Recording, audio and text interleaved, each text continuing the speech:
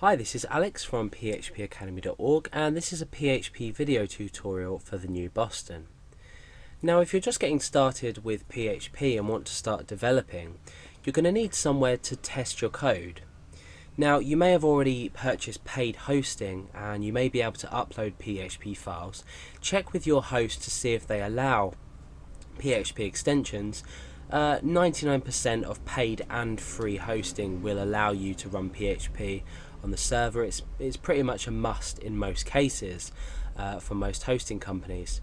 So what happens if we want to test everything locally on our local computer? It's fair enough us creating a PHP file and uploading it to a server, but we want to quickly develop. We want to develop quickly and easily on our local machine. So what we can do is we can essentially turn our computer into a web server.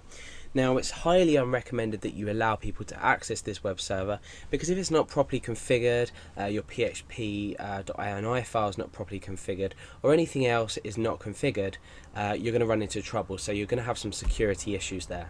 So bear in mind that everything I'm showing you is to set up you're opening another port on your computer. So you're opening up port 80 on your computer, which is going to allow people to access everything that you put into your htdocs folder. Now, if you don't know what I'm talking about, that's fine. I'm going to go ahead and explain to you what you should do in order to create or install this mini web server onto your computer. Now, I personally use XAMPP, and the whole thing behind your web server and PHP is that you're going to be using Apache, and then PHP is a module, if you like, on top of Apache, which allows you to compile in the background server side, because PHP is a server side language. It allows you to compile PHP files and run them and display the contents of your actions in the browser. So basically you need something like XAMPP or something like WAMP. I'm showing you WAMP simply because you know, if you're having problems with XAMPP or for any reason you want to use WAMP, but I'm just going to show you that to tell you that it is available.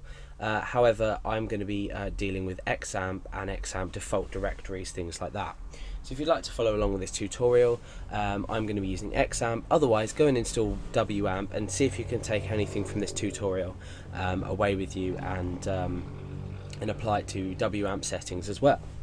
Now, the first thing you're going to need to do is obviously come to apachefriends.org, and you're going to come down here and you're going to say XAMPP for Windows, Linux, Mac OS, Solaris, any obviously operating system that you are using. So it's obviously free of charge. We've got little screenshots here and easy installation, deinstallation, etc, etc, etc. So you can download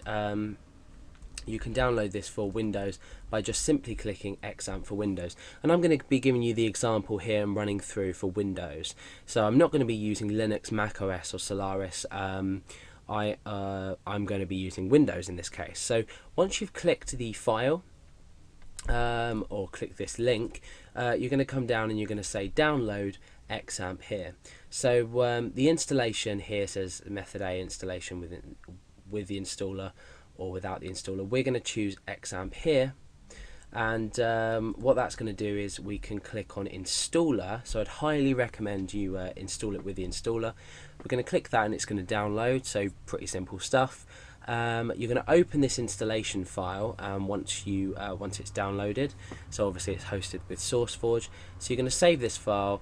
You're going to wait till that's downloaded. It's 63.2 megabytes as it stands for this version.